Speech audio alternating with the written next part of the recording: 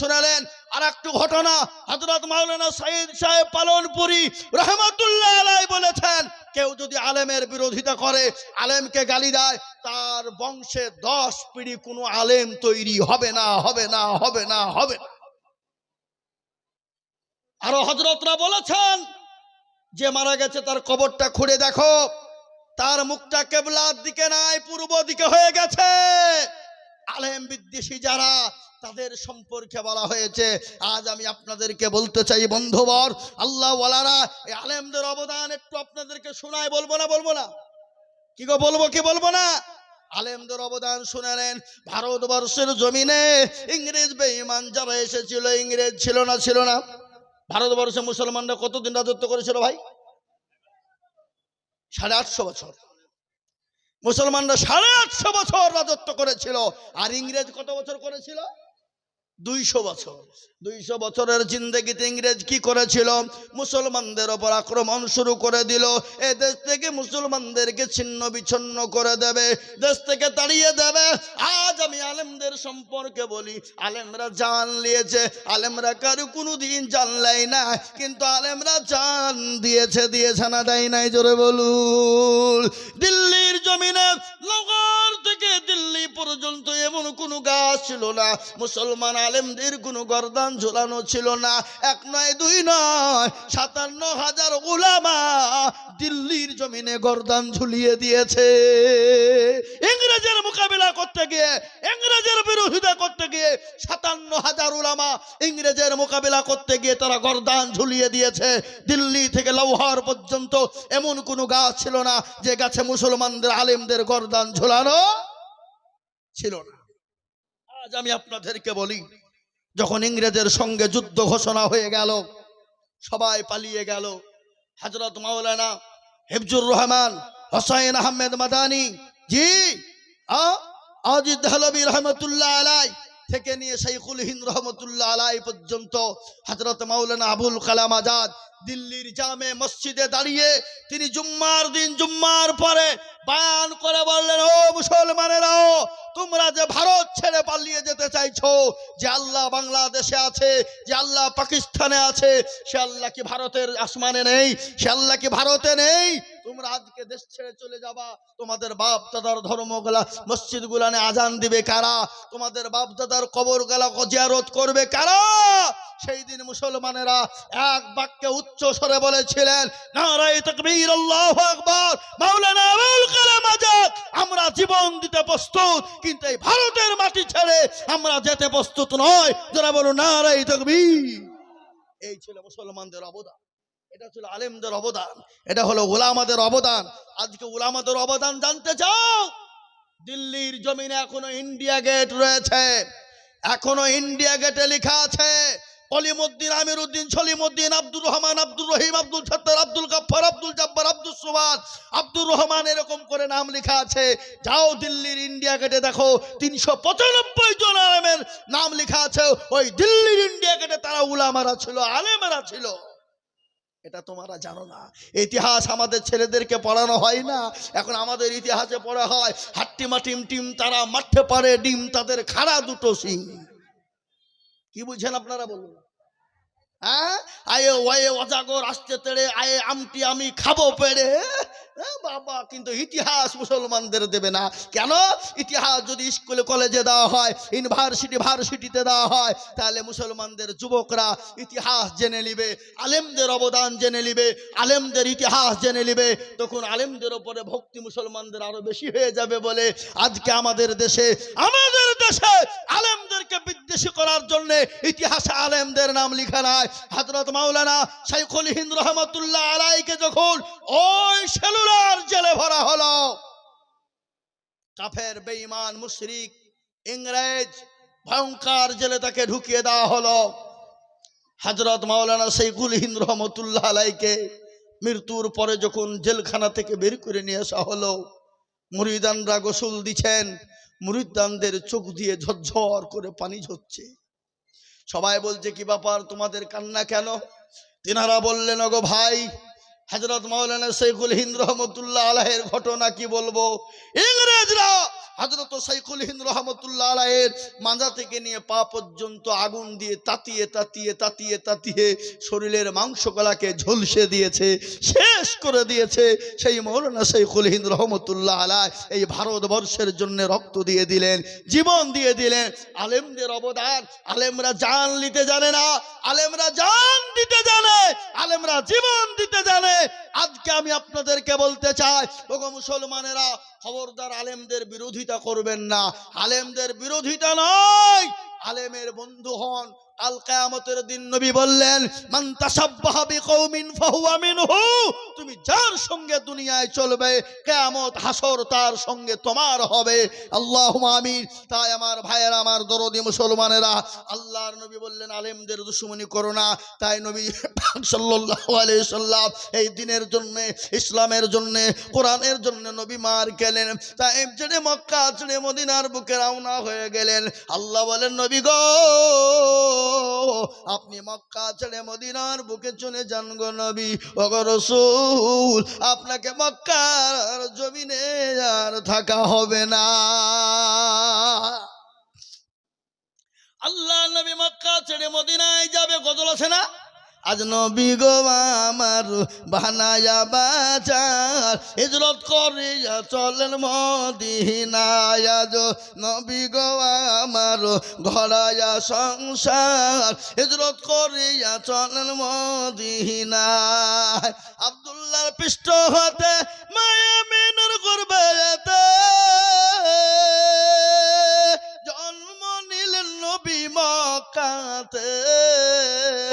আজ নবী গো আমার ঘরায়া বাজার, হিজরত করিয়া চলেন মদিনায়। আজ নবী গো আমার বানায়া সংসার, শুয়ে আছে সোনার মদিনায়। নবী বলে হযরত আলী আছে বিছানা খালি, নবী বলে হযরত আলী আছে বিছানা খালি, আমার বিছানায় শুয়ে যাও। আজ নবী গো আমার ঘরায়া বাজার, হিজরত করিয়া চলেন মদিনায়। আজ নবী গো আমার বানায়া সংসার, শুয়ে আছে সোনার মদিনায়। ওই নবী উম্মতের লাগিয়া কান্দিয়া কান্দিয়া, নবী উম্মতের লাগিয়া কান্দিয়া কান্দিয়া বেকুল হয়ে রইল মদিনায়। আজ নবী গো আমার ঘরায়া বাজার, শুয়ে আছে সোনার মদিনায়। আজ নবী গো আমার বানায়া বাজার, হিজরত করিয়া চলেন মদিনায়। ওই নবীর নামে দুরূদ পড়িলে, ওই নবীর নামে দুরূদ পড়িলে হবে যে দুচোখ নিভে যায়। আজ নবী গো আমার ঘরায়া বাজার, হিজরত করিয়া চলেন মদিনায়। মুসলমান দরদি, নবী আমার মক্কা ছেড়ে মদিনার পথে যাবে। বড় লম্বা কাহিনী বাপ, বিরাট বড় ঘটনা রে বাবা। এ ঘটনা বলতে গেলে ঘন্টার পর ঘন্টা কেটে যাবে, কিন্তু এ ঘটনা কিন্তু ফোরানো যাবে না, ফোরাবে না। আজ আমি আপনাদেরকে বলবো, রুমিপুরের মুসলমানেরা, এলাকার বাপজিরা, ও দরদি মুসলমানেরা, আমার ভাইয়েরা, আল্লাহ ওয়ালারা, আল্লাহর নবী মার খেলেন। খালি নবীজি মার নয়, সাহাবারা পর্যন্ত বিবিকে বিবাহ করেছেন, সন্তানকে এতিম করেছেন, জীবন উৎসর্গ করে দিয়েছেন। আল্লাহ নবীর সাহাবারা জীবন রক্ত উৎসর্গ করে দিলেন। কিসের জন্যে? দিনের জন্যে, ইসলামের জন্যে, কোরআনের জন্যে, আল্লাহর দিনকে হেফাজতের জন্যে। তাই আমি আপনাদেরকে বলবো, ও মুসলমান দরদিরে আমার ভাইয়েরা, আজকে গোটা ওয়ার্ল্ডে চাইছে মসজিদ থুবে না, মাদ্রাসা থুবে না, কোরআন থুবে না, ইসলাম থুবে না, দিন থুবে না, মুসলমান থুবে না। কিন্তু আমি আপনাদেরকে বলবো, বেঈমানরা যদি চেষ্টা করুক না কেন, ইসলামের ক্ষতি করতে পারবে না। একটু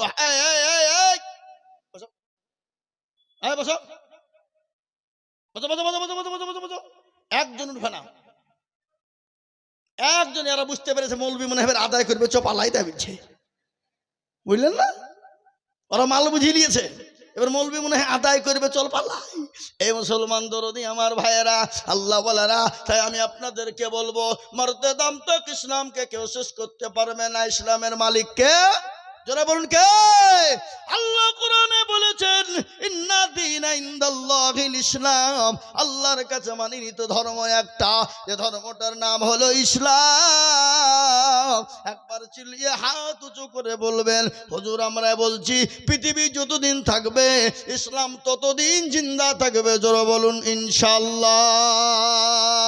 তুলুন নামাজ।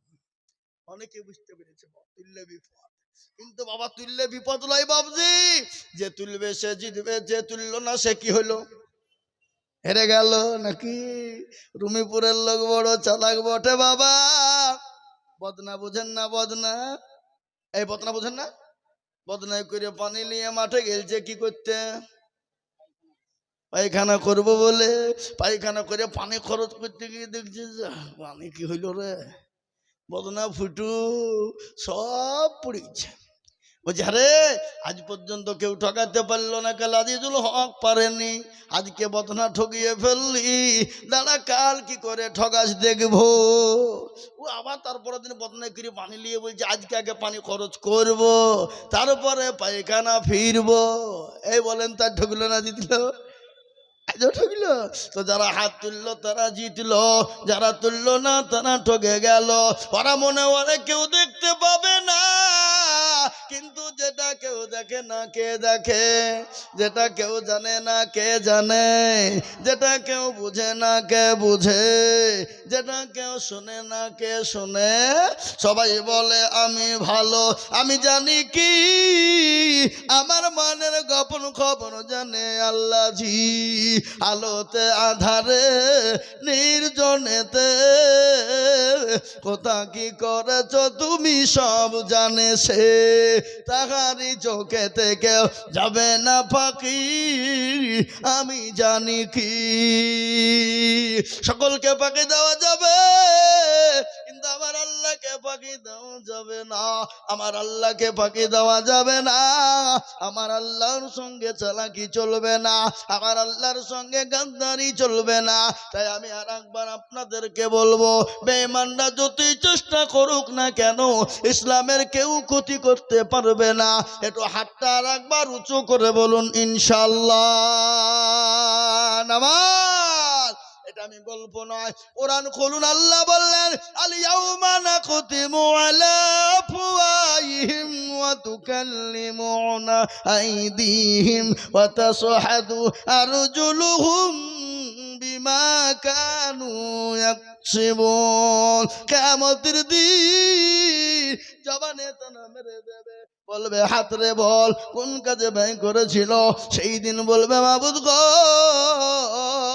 রমিপুরের জালসা বক্তা আজিজুল বলেছিল আল্লাহকে ভালোবাসেন কারা, নবীকে ভালোবাসেন কারা। আর হাদিসের মধ্যে এসেছে ওই ব্যক্তি সব থেকে ইমানদার, পরহেজগার, দিনদার, ইমানওয়ালা, কলমাওয়ালা, কোরআনওয়ালা। কোন ব্যক্তি? নবী বললেন লা ইউমিনু আহাদুকুম হাত্তা আকুনা আহাব্বা ইলাই মিন ওয়ালিদিহি ওয়া ওয়ালাদিহি ওয়ান নাসি আজমাইন। নবী বললেন ওই ব্যক্তি সব থেকে ইমানদার যে তার জীবনের থেকে, মা বাবার থেকে, ছেলে মেয়ের থেকে আল্লাহ তার রসুলকে বেশি ভালোবাসে। আজ আমি আপনাদেরকে বলবো এই হাত কিয়ামতের সাক্ষী দিয়ে দেবে। ও মুসলমান, এই হাত সাক্ষী দিয়ে আপনাকে জান্নাতে নিয়ে যাবে। তাই আমি আপনাদেরকে বলবো বাপরে, এটা মসজিদের উন্নতি কল্পে জালসা। আমি হাদিস আপনাদের কাছে পড়েছি, নবী বলেছেন মান বানা লিল্লাহি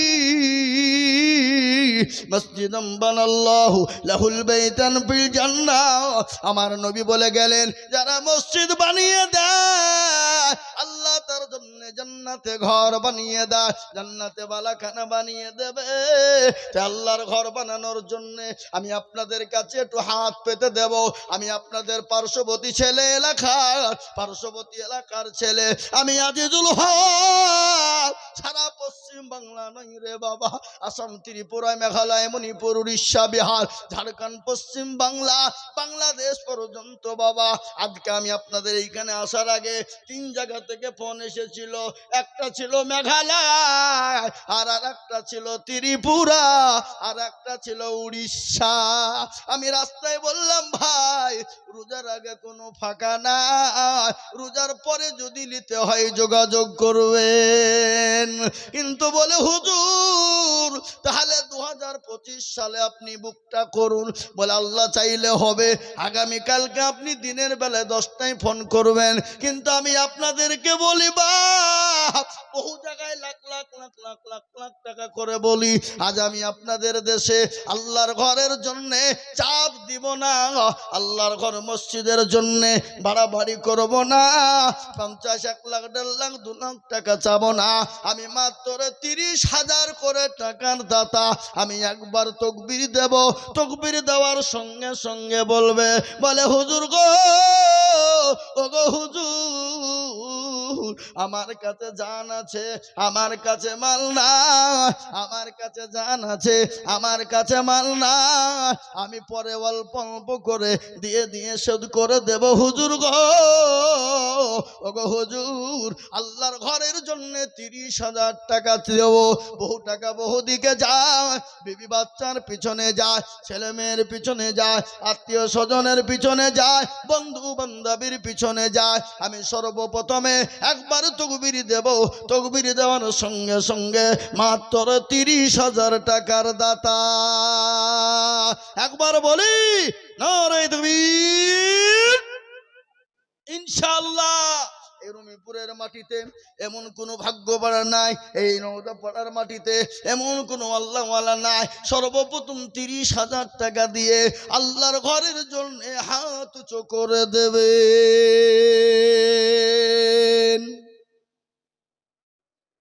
একজন সর্বপ্রথম হাতটা উঁচু করে দিয়ে আল্লাহর দিনের জন্য, দিনের স্বার্থে মাত্র 30,000 টাকার দাতা একজন দরদি, একটু হাত উঁচু করে দিয়ে বলুন ইনশাআল্লাহ।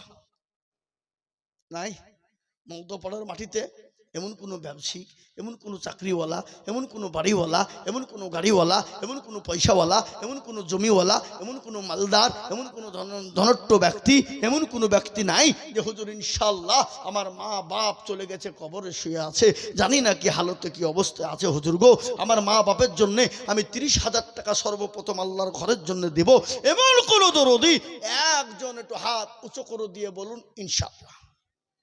আমি জানি নওদাপাড়ার মাটিতে 30 কেন 50,000 টাকা দেওয়ার লোক এখানে আছে, আছে না নাই জোরে বলুন? কি গো আছে না নাই জোরে বলুন?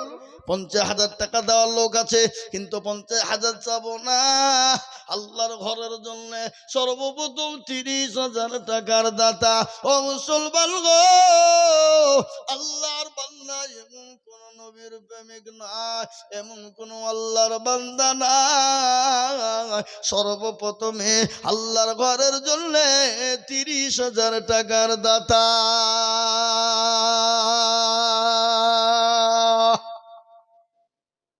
একজন 30,000 টাকার দাতা এই মজলিসের ভিতরে একজন ভাগ্যবান আল্লাহর বান্দা দরদি মুসলমান বাপজি ভাই মা খালা বোন সোনা, আমি সকলকে মিলে বলবো একজন দরদি দেওয়ার মতন ইনশাআল্লাহ হবে না বাপ?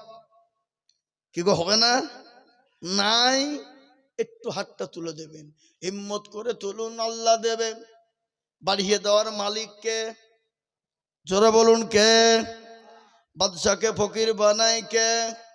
ফকিরকে বাদশা বানায় কে? রাজাকে ফকির করে কে? জোরে বলুন। ইজ্জতের মালিক কে?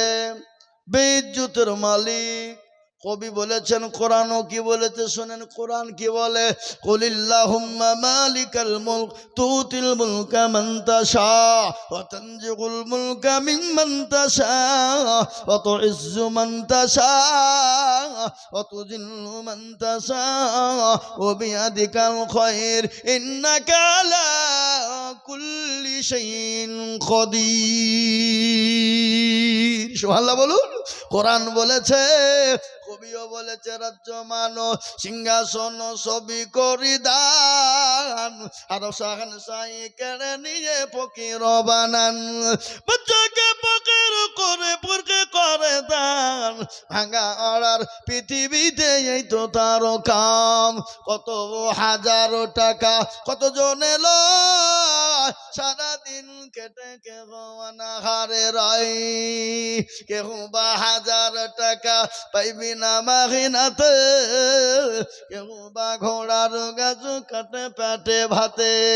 ও মুসলমান, সবের মালিক আল্লাহ, বাচ্চাকে ফকির বানানোর মালিক আল্লাহ, সম্পদ দেওয়ার মালিক আল্লাহ।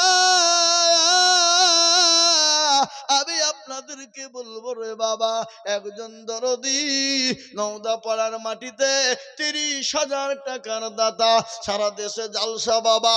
আমি খাস করে আপনার জন্য দিল থেকে দোয়া করবো বা নাই। 30,000 টাকা দেওয়ার লোক কি গো নওদা পাড়ার মাটিতে? একজন দরদি বলুন 30,000 টাকা দিয়ে আল্লাহর ঘরের জন্য হাতটা বাড়িয়ে দেবেন, ইনশাল্লাহ একজন সর্বপ্রথমে। নাই নাই। আহা, ও ভাই মুসলমান, ঠিক রাখো ঈমান, ইসলামের বাতি যেন ডুবায় না। ইসলামের বাতি ডুবিয়ে দিলে হবে না রে বাপ। আল্লাহ ওয়ালারা, 30,000 টাকার আমি আবেদন করেছিলাম। আমি বুঝতে পেরেছি 30,000 টাকা আপনাদের কষ্ট হয়।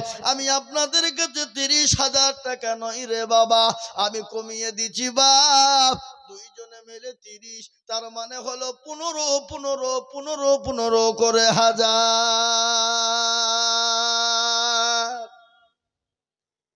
মাত্র 15,000 করে। কেন? আমি এই নওদা পাড়ার মাটিতে এর আগে গত বছর এইখানে তো জালসা করেছিলাম নাকি? হ্যাঁ হ্যাঁ, গত বছর এই জায়গাতে জালসা করেছিলাম, তখন স্টেজ এই ছবি মুখ ছিল, তাই না?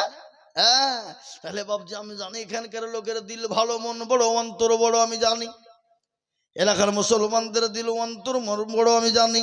তাই আমি আপনাদেরকে বলবো বাপ, 15,000 টাকার দাতা সর্বপ্রথম একজন দরদিকে বলতে চাই বাবা, একটু হাতটা উঁচু করে দিয়ে বলুন তো ইনশাল্লাহ। 15,000। হ্যাঁ বাবা, 15,000 টাকা দেওয়ার লোক এখানে ইনশাল্লাহ নাই। Hago high high high high high high, দেখো ধনে। হ্যাঁ, আমাকে বললো হ্যাঁ হুজুর চাবেন দেখবেন ইনশাল্লাহ হবে। কিন্তু বাপ, 15,000 টাকা দেওয়ার মতন ভাগ্যবান নবীর প্রেমিক আল্লাহর ঘরে দেওয়ার মতন নাই। বলে হুজুর এই মসজিদ কিয়ামত পর্যন্ত থাকবে, মানুষ নামাজ পড়বে। সামি আল্লাহু লিমান হামিদা, সুবহান রাব্বিয়াল আলা, সুবহান রাব্বিয়াল আযীম, কিয়ামত পর্যন্ত থাকবে। আপনি আমি চলে যাব রে বা। ও মুসলমান, এমন কোন নবীর প্রেমিক হবে না, এমন কোন আল্লাহর বান্দা হবে না সর্বপ্রথম 15,000 টাকার দাতা বলে হুজুর গো আমার কাছে জান আছে মাল নাই, আমি পরে অল্প অল্প করে দিয়ে দিয়ে দিয়ে দিয়ে 1 বছরের মধ্যে শেষ করে শোধ করে দেব। এমন কোন নবীর প্রেমিক নাই সর্বপ্রথম 15,000 টাকা দিয়ে আল্লাহর ঘরের জন্য ঘাটটা বানিয়ে দেবে।